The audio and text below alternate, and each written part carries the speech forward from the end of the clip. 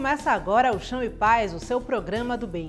Veja o que é destaque nesta edição: a Quaresma e os chamados deste tempo litúrgico. Como entender as ideias de pecado, perdão e penitência. Você confere ainda a devoção ao Senhor do Bonfim em Salvador. A nossa equipe foi buscar informações sobre a origem desta dedicação tão forte na capital baiana. E mais, saiba como está o processo de restauração em algumas igrejas da nossa arquidiocese. O Chão e Paz está no ar. Os 40 dias que Jesus passou no deserto inspiram o cristão a viver uma experiência semelhante. É um período que proporciona bons propósitos, como afirma o padre José Raimundo Melo, doutor em liturgia. A Quaresma é um período que inspira profunda oração. Esse é o período que estamos vivendo e é também o tema da minha conversa com o padre José Raimundo Melo, ele que é doutor em liturgia. Padre, seja muito bem-vindo ao programa Chão e Paz. Muito obrigado, Luana. Com um prazer muito grande que me coloco aqui à disposição de vocês para aprofundarmos um pouco essa questão tão importante do período da Quaresma. Com certeza. A Quaresma é um período que nos convida a perceber com mais atenção os sinais que Deus quer nos passar, nos comunicar. E isso remete ao período que Jesus passou no deserto, os 40 dias. E eu te pergunto qual é o significado desse episódio e de que forma a gente pode atualizá-lo para os dias de hoje. Os 40 dias de Jesus em penitência no deserto inspirou depois os cristãos a estabelecerem a Quaresma de 40 dias, um jejum prolongado em que, na origem já da igreja, os cristãos não comiam nem bebiam absolutamente nada durante 40 dias. Atenção, 40 dias, não 40 dias e 40 noites, já que durante a noite se podia comer e seria impossível 40 dias sem comer e, sobretudo, sem beber absolutamente nada. Esse período, assim, de atenção, como você diz, à palavra de Deus e, sobretudo, um período em que a gente procura transformar esse nosso desejo de estarmos ao lado de Jesus em caridade para com os irmãos, caridade fraterna, o perdão, o amor em relação aos outros. Portanto, é um período muito forte da vida da igreja que nos inspira bons propósitos, exatamente porque Jesus sofredor é o grande inspirador da Quaresma. Entre as propostas que a Quaresma nos traz, que o senhor citou, tem a fraternidade, a caridade e o perdão. Esse tema me chama muita atenção.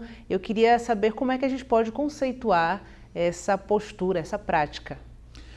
Essa prática, ela encontra a sua base em todo o Evangelho. O Evangelho inteiro nos convida a viver em caridade fraterna, em perdão e, sobretudo, em acolhimento. Ora, se o Evangelho nos inspira isso e se Jesus é, de fato, a razão profunda da caridade cristã, estarmos com Jesus no período da Quaresma, atentos a essa realidade, é estarmos em comunhão com Ele, em comunhão profunda com a sua pessoa.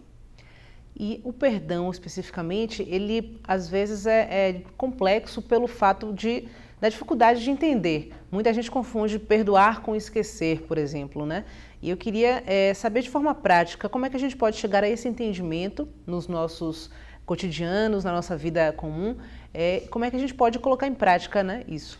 De fato, a gente pode talvez não esquecer alguma coisa que nos foi feita, mas perdoar é mais do que isso.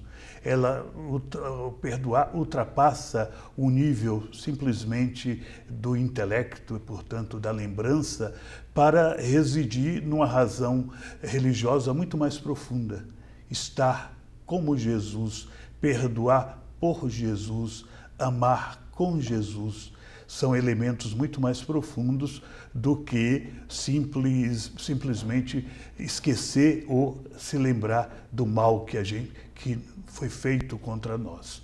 O período da Quaresma, assim, é esse período em que a gente se compromete com Jesus, e se comprometer com Jesus significa se comprometer também e, sobretudo, com o outro, com o irmão. Com os olhos fixos em Jesus, Milhares de pessoas sobem a Colina Sagrada todos os dias para pedir ou agradecer. Confira as demonstrações de fé na matéria de Sara Gomes. O dia mal amanheceu e fiéis das diversas partes da cidade, até mesmo de outros estados e países, sobem a Colina Sagrada guiados pela fé e por histórias de devoção. Nasceu de meus pais, que assim que minha mãe tem neném, vinha trazer para o Senhor do Bonfim e Nossa Senhora do Perpétuo Socorro, que ela é muito devota. E nós continuamos nessa mesma linha. E eu tenho essa gratidão de vir todas as sextas-feiras. A minha promessa é segura. Venham todas as sextas-feiras, assisto a missa, sou participante e continuo grata por vários milagres que já o Senhor do Bonfim fez. Não importa a distância ou a idade, para quem vem à Basílica Santuário Senhor Bom Jesus do Bonfim em Salvador, o que importa mesmo é o amor a Jesus Cristo. Com a certeza de que as preces serão atendidas, homens e mulheres aproveitam para fazer pedidos, agradecer e ofertar.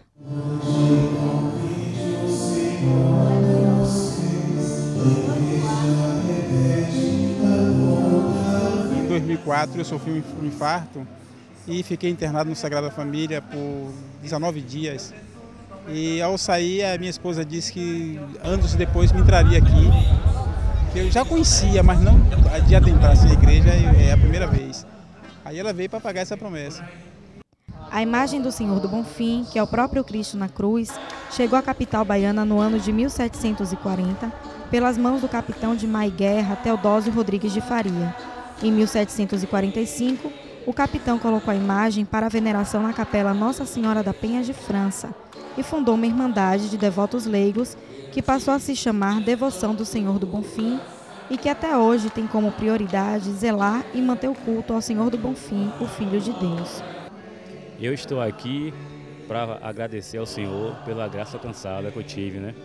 Eu sempre tive fé ao Senhor, procurei sempre rezar, orar, e sempre que tenho oportunidade venho aqui, eu venho aqui prestigiar, agradecer a Deus por mais um ano de vida e de trabalho. Após a construção da Igreja do Senhor do Bonfim, em 1754, a imagem de Jesus crucificado foi trazida da Capela da Penha. Já se passaram mais de 2 séculos e a cada dia a devoção aumenta cada vez mais. A imagem do Senhor do Bonfim, ela atrai a muitos, cristãos e não cristãos, católicos e não católicos. Eu costumo dizer que a Igreja do Senhor do Bonfim é o lugar do encontro, é o lugar do entendimento, é o lugar do diálogo, do ecumenismo, da experiência do ecumenismo.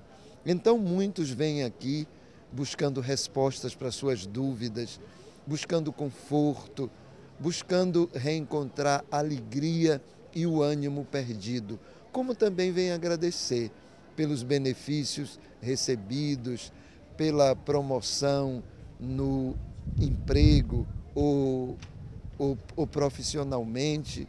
Enfim, as pessoas vêm ao Bonfim pedir e vêm agradecer.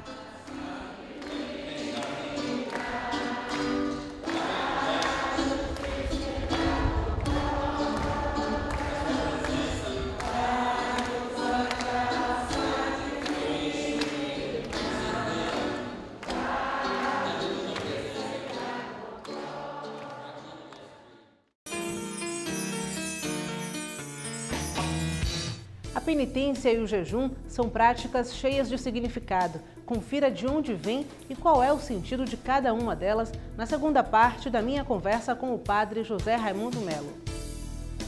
A Quaresma, voltando a falar desse tema de uma forma mais ampla, envolve também algumas práticas, alguns hábitos, a exemplo do jejum, que o senhor citou no começo da nossa conversa, e também a penitência. Eu queria que o senhor explicasse detalhadamente cada uma dessas questões aí, o jejum e a penitência. De fato, a Quaresma surge também como um tempo dedicado à penitência. No dia de quarta-feira de cinzas, os cristãos recebiam as cinzas e partiam para fazer a penitência. sobretudo aqueles que haviam cometido pecados graves. Então, é um tempo que está profundamente ligado assim com aquilo que se desenvolveu no sacramento da penitência. Mas também está ligado com outro elemento muito interessante, que é dos sacramentos da iniciação cristã. O batismo, a confirmação, a Eucaristia. Já que aqueles que desejavam ser cristãos, eles entravam num grupo, quando eram acolhidos na igreja, num grupo de catecúmenos, e passavam cerca de 3 anos no catecumenato. Aproximando-se o período da quaresma, o início da quaresma, então eles faziam uma preparação bem intensa para receberem os sacramentos, portanto, da iniciação cristã, e na vigília pascal recebiam o batismo, a confirmação e a Eucaristia. Assim a quaresma surgiu e se fortaleceu também e sobretudo dos sacramentos da iniciação cristã, batismo, confirmação e Eucaristia, e da penitência, porque os cristãos, eles neste período se dedicavam à penitência mais intensa. E o jejum, qual é o sentido espiritual dessa prática? O jejum está ligado ao fato de que, quando o esposo está ausente, nós jejuamos, diz o Evangelho, né? Jesus nos diz no Evangelho. Está ligado profundamente ao desejo de se colocar em atitude de atenção para acolher o Senhor que vem. O jejum é assim, aquele período em que deixamos de comer para estarmos com os nossos sentidos mais atentos, mais aguçados para escutar a palavra do Senhor, para nos comprometer com a sua história e, sobretudo, para fazermos a caridade, porque aquilo que deixamos de comer devemos empregar para o bem daqueles que jejuam muitas vezes durante todo o ano. Então tem todo um elemento espiritual profundo no jejum. E o jejum está ligado também à preparação para os sacramentos de iniciação cristã. Os cristãos antigos, antes de receberem o batismo, eles jejuavam, bem como toda a comunidade, porque toda a comunidade precisava dar também o seu assentimento a esse sacramento que vão receber. Dentro dessa nossa conversa surgiram também outros conceitos, né? Perdão, a penitência e também o pecado, né? Eu queria que a gente pudesse esclarecer melhor o sentido do pecado. O pecado é uma realidade de negação. É negar profundamente o projeto de Deus na nossa vida. Tem uma parte do Evangelho que Jesus nos fala sobre os pecados que podem ser perdoados e o pecado que não pode ser perdoado, nos indicando assim que é o pecado contra o Espírito Santo. E o pecado contra o Espírito Santo, no contexto em que Jesus fala, nos leva a perceber que é não acolher o Espírito de Deus que age em Jesus. Então, esse seria o pecado terrível, isso é, duvidar que em Jesus se manifesta o Espírito de Deus. A nossa sociedade também tem bastante dificuldades para compreender o sentido do pecado e por que, se existe ou não existe pecado. Nós sabemos que pecado é negar o outro, sabemos que pecado é fundamentalmente dizer não ao amor do irmão. E isso implica sempre os 2 mandamentos, amar a Deus sobre todas as coisas e ao próximo como a si mesmo. Todas as vezes que a gente rompe essa relação com o outro, a gente automaticamente rompe a relação com Deus. É importante essa abordagem do Senhor porque dissocia a questão de pecado e culpa. Na verdade, é uma ação que nos prejudica, né? Quando a gente nega o projeto de Deus, a gente acaba se colocando numa situação em que a gente mesmo sofre, né, com isso. Porque o homem foi feito para se realizar. O homem foi feito para ser imagem e semelhança de Deus.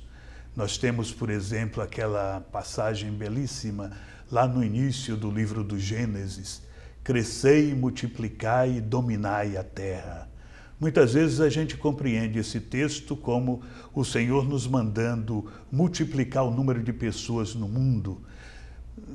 Também isso, mas é fundamentalmente o Senhor nos dizendo que nós devemos aprofundar a nossa vida. Isso é, nós devemos superar as nossas dificuldades e buscar crescer nas potencialidades internas, porque é exatamente assim que nós provamos que somos imagem e semelhança de Deus. Portanto, na medida em que a gente procura aprofundar a própria vida, estudar, se formar, enfim, crescer, a gente é mais imagem e semelhança de Deus. E aí a gente compreende por que a igreja luta tanto para que a população tenha escola, tenha saúde, tenha vida digna. Na medida em que o homem consegue ter uma vida digna, ele está sendo imagem e semelhança de Deus de uma maneira muito intensa e muito resplandecente. Porque Deus quer o bem para nós, Ele quer o melhor para cada um de nós. Depois de compartilhar com você tantas reflexões sobre a Quaresma, fazemos um convite para contar com a sua presença na caminhada penitencial da Arquidiocese de Salvador, que acontece no próximo domingo. Na Arquidiocese de Salvador, a gente costuma participar da caminhada penitencial, que acontece no terceiro domingo da Quaresma. E eu queria que o senhor finalizasse essa nossa conversa convidando os nossos telespectadores para participar desse momento. A caminhada penitencial é uma maneira concreta de nos colocarmos com Jesus a caminho. Jesus pobre, Jesus sofredor, que nos convida a uma solidariedade muito grande. Portanto, dois aspectos aparecem na caminhada penitencial. De um lado, o estar com Jesus, compartilhar a sua vida, e de outro lado, sempre estar com o irmão, compartilhando com ele o sofrimento e a dor do povo. Não é sem razão que na caminhada penitencial nós procuramos aprofundar os sofrimentos do nosso povo, as necessidades profundas pelas quais passam a nossa sociedade, o desejo de um mundo melhor, mais fraterno, mais unido. Tudo isso faz parte intensa da caminhada penitencial, porque são os elementos que, na sua negatividade, nos explicam que Jesus continua, depois de 2000 anos, ainda sofrendo porque no mundo a justiça é carente de justiça, é carente de amor, é carente de paz. Padre, muito obrigada pela conversa aqui com nossos telespectadores sobre um tema tão importante que é a Quaresma. Muito obrigada pela participação aqui no Chão em Paz. Eu que agradeço a oportunidade de estar aqui com vocês. E já desejo antecipadamente a todos uma feliz Páscoa, que significa exatamente uma feliz passagem pela Quaresma em direção à ressurreição do Senhor. Construídas originalmente nos séculos XVI, XVII e XVIII, as igrejas de Salvador estão, em sua maioria, com problemas de manutenção. A reforma e a readaptação de estruturas é fundamental para a conservação do patrimônio. A reportagem é de Rosa Brito.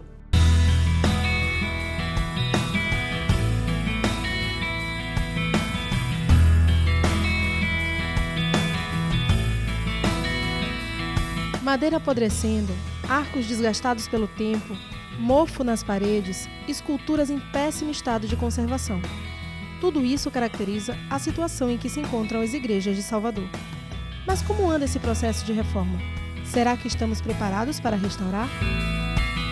Infelizmente, uma boa parcela do patrimônio sacro baiano encontra-se em péssimo estado de conservação, com várias igrejas fechadas, a exemplo dos Perdões, 15 Mistérios, da Igreja do Paço e várias outras. Salvador, por ser a primeira capital do Brasil, possui um dos melhores patrimônios brasileiros. Então aqui se concentram as igrejas mais importantes construídas no período da colônia e no período do Império.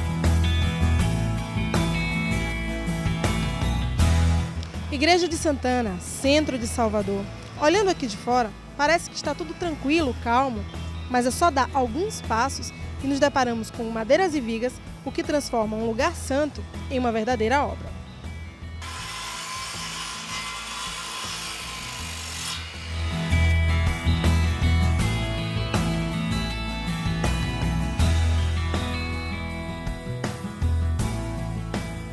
A Igreja do Santíssimo Sacramento de Santana é uma igreja típica do século XVIII.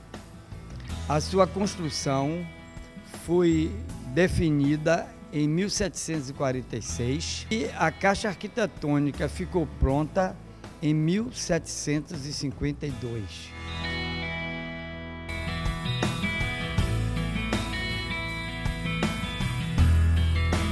A arte de reformar uma igreja não é nada fácil. É preciso muita técnica para restaurar tudo sem comprometer a obra original. O restaurador ele não pode inventar, ele não pode criar, né? Ele tem que restaurar o que o artista fez e criou. Então, é como se ele prolongasse a vida da obra de arte. Eu posso dizer que estamos na primeira fase, que é a fase muito delicada, porque é a desmontagem de toda a parte que depois será a restaurar. Ou seja, todo o forro da nave, o baixo do coro e o batistério. Esta primeira fase é muito delicada porque é aquela fase que depois depende por completar o nosso serviço. Muitas peças, quando são desmontadas, apresentam um estado de degradação similar a esta aqui, inteiramente corroída pelos cupins. Então, essa peça certamente será refeita, porque ela já não tem mais condição de ser reaproveitada. No início de um processo conhecido tecnicamente como parquetagem. Então, se coloca onde houve uma grande galeria feita pelos cupins. Claro que aqui vai ser fechado ainda, então uma outra peça de madeira que vai ocupar aquele espaço, não é? Para dar estabilidade à peça.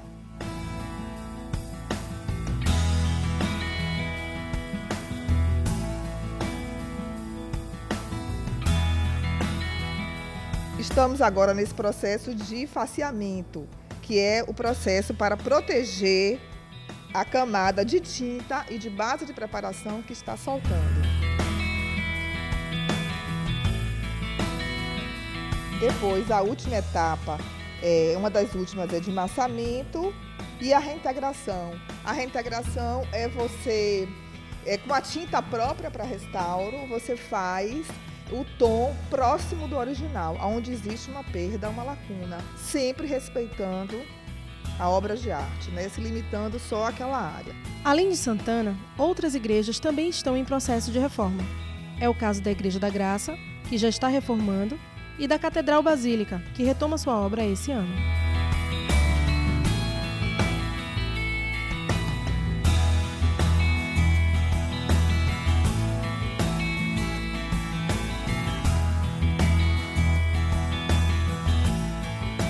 Nós iniciamos, alguns anos atrás, a restauração do altar-mor da Catedral Basílica de Salvador, que é o altar mais importante do Brasil, por ser ele o mais antigo. É um altar em estilo renascentista maneirista, que teve a sua construção iniciada em 1670. Então ele é anterior ao barroco. Tem uma importância enorme para a história da arte brasileira.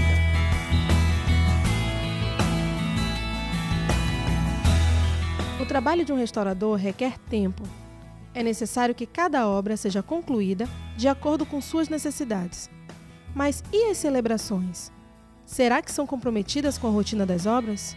A restauração de uma igreja depende do seu tamanho, da sua complexidade e do seu estado de conservação. Esta de Santana, por exemplo, está prevista para 2 anos e meio. A graça, 1 ano e meio. E uma igreja de São Francisco, por exemplo, certamente 5 anos seriam insuficientes pelo tamanho e a complexidade.